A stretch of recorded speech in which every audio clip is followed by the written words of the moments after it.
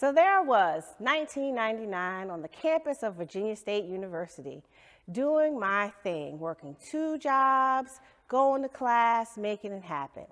And then next thing you know, there's a baby on the way. Oh my God, I was scared, I was nervous, I didn't know what I was gonna do. It's a good thing it wasn't my baby.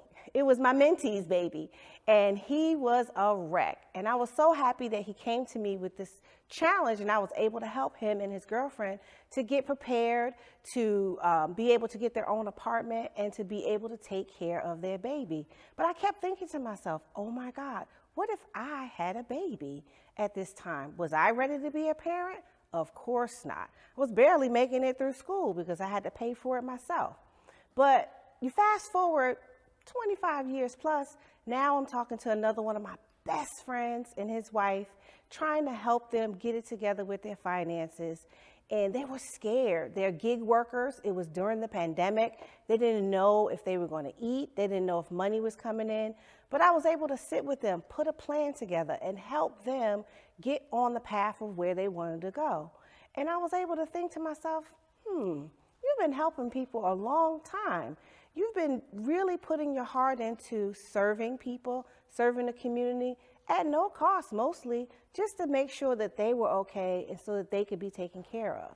And the reality is, it just goes back to one of those things that I was able to identify as my core value, and that's family and friends and loving on one another and making sure everybody's okay.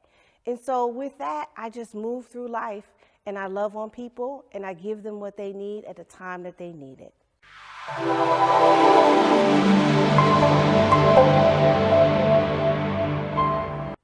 It was 1999. I was 24 years old. And the next thing you know, I'm sitting there and I'm looking at these 4 eyes, these 4 little eyes looking at me to provide for all their needs, their housing, their clothing, their food, making sure they go to school. I was devastated because, you see, these were my 2 siblings. My mother had just been killed in a car accident, and I was now their guardian.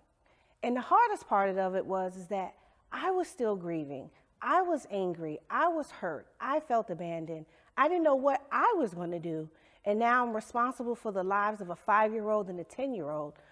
And I don't even know how to be a parent because I was never parented. I was raised by my community in New York, my grandfathers, my aunts, my godparents. I just kind of made it happen. I was always on my own. And now I have to learn how to care for children and be a mom, not just a mom, a single mom. Oh my God, the world had just come to an end for me mentally, emotionally, and spiritually. But I said to myself, if God put me here, then I'm supposed to do it. Because I always leaned on the scripture of 1 Corinthians 10:13, that if God will bring you to it, he will bring you through it. But not only will he bring you through it, he'll even give you a way out. And I always knew I had a way out. I could always say, no, I don't want to do this. No, I don't want to be here. But I stood on it and said, I'm going to be here for these children because they're my blood, they're my family. And I had believed that it was the most important thing to serve. So I served. I did the best I could. And they are now happy and thriving 30-something-year-olds, living their best life, doing all that they can do. And so I can look back on that with pride and joy. And even though it was one of my biggest challenges and one of my biggest setbacks, it also remains to be one of my biggest successes. I'm so happy to have been able to serve in that role.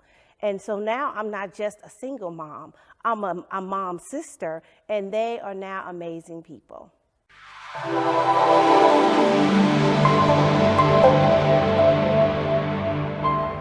So there I was at the top of my game, early 30s. I was killing it in the sales game. I was making double 6 figures. I met with CEOs and presidents all the time. That's what I did. I walked in the room and I closed the deal. Well, as luck would have it, my company merged. 4 departments had to go. I was in one of the departments that had to go. I was devastated. I had worked my butt off to get to the top of this career, to be the star in this department, to be the one making it happen. And now I'm unemployed. So I figured, all right, well, I'll start my own business. And I did. And I went through that process, that first business, and it didn't work out well, let me tell you. I failed miserably, but I learned a lot of lessons. I learned more about business and starting a business than taking a business course. I learned that I had to be the number one fan of my business. I learned that I had to be the person that was doing the marketing, doing the operations, doing the finances. And just going through that process made me a better person today as I'm in business. Because that one setback of losing my job and trying to start a business really taught me so much more.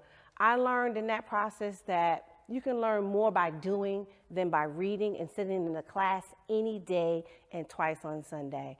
And so that lesson was one that I take with me everywhere that I go, and make sure that I participate in activities. I make sure that I practice and learn and see if it's something that I want to do and where I want to go. But that one setback of losing my job changed my life financially forever. But it also taught me how to teach others how to manage their finances. And I was so excited to be able to do that and transition into this space as a professional to do the things that I do. The other lesson I learned is that you have to depend on the God in you. For me, the biggest thing that I learned was I would repeat to myself every day, and Saran called out to God that you would be with me, that your hand would protect me, that you would guide me and protect me so that I would not cause pain. And God granted my wish. He expanded my territory so wide that I was able to do so much for so many people that I'm just thankful for that one setback that became a comeback.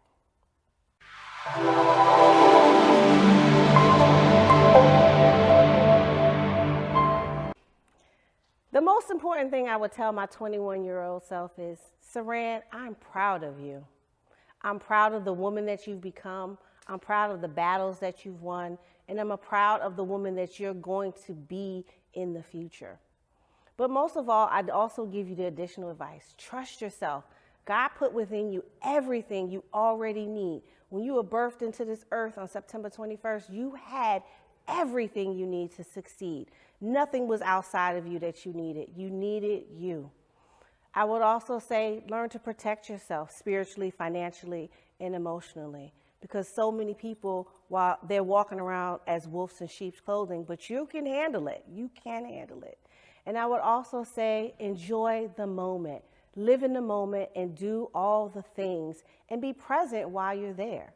And one of the reasons I say these things is because growing up, having the challenges I did as a kid, I never really felt proud of myself. And so I think the only person who you need to hear I'm proud of you from is you.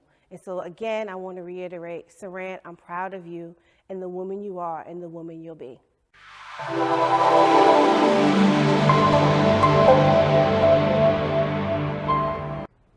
Today, I'm focused on helping women to go from chaos to calm in their finances.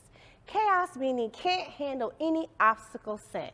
Calm representing liquidity, use, and control of your money. Abundance creation, abundance mastery. Leaving a legacy for your family. And money mastery overall. And see, with that plan, I try to make sure that women are able to live the lives of their dreams, not the lives of someone else's nightmare. I try to make sure that you're able to set your goals, your financial goals, on the life you want to live, not the life someone told you to live. And so with that, I'm building a huge community of like-minded women who come together and produce the product of what they want to live, create the life that they want to live, and don't apologize for it. If you want to live a life of luxury, that's what we plan for. We want opulence. We want a life that people desire. That's the goal with the women that I work with, the women in wealth creators, because it's time out for being less than. We empower women so that they can stand strong and stand firm in who they are and whose they are. And so with that, I'm Saran Baker, and I help women go from chaos to calm in their finances.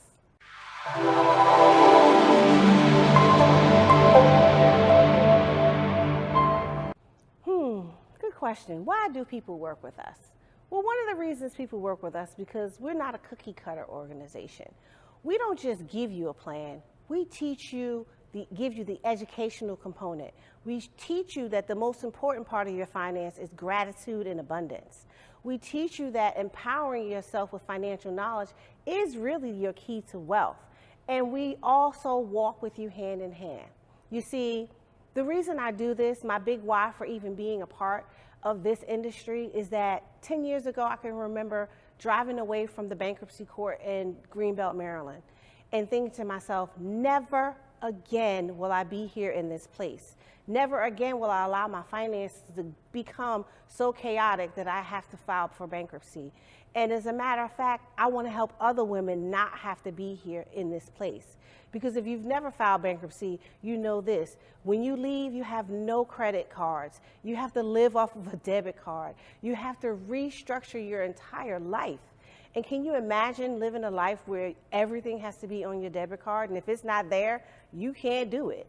And the biggest thing is that knowing that shame, that pain, and that place of fear that you leave with from coming from that place, that I can prevent another woman from going through that, is why I dedicate myself to finance and helping women go from chaos to calm in their finances.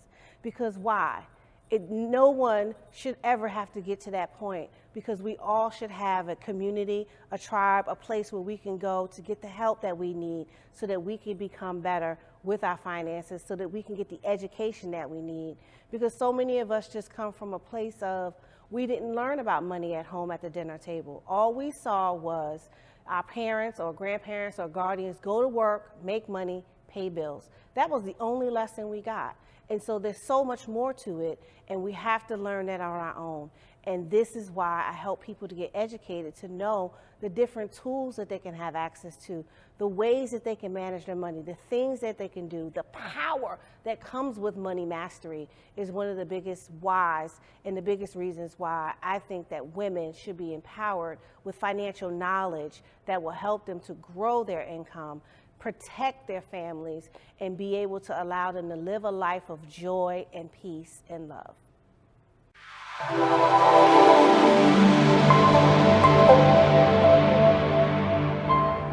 Oh my goodness, I have totally enjoyed this experience of making of an entrepreneur, from the coaching, from the meetings, from the planning, the preparation, and the time in the studio. I find that as an entrepreneur, we don't often take enough time out to tell our stories. We're too busy doing the work. And I love the avenue that has been provided for entrepreneurs like ourselves to share our stories, to let people see behind the scenes who we really are and what really drives us. And that to me is one of the most amazing things. And most of all, I love being reconnected with colleagues that I've met 15, 20 years ago along my journey just living in this area. And it makes my heart smile to know that everyone's doing great and that we can all be an entrepreneur if we choose to become one, because all of our stories matter and so many people need to hear them. So I'm excited to be here. I can't wait to come back and do it again. Hopefully I get invited back, because this was an amazing experience.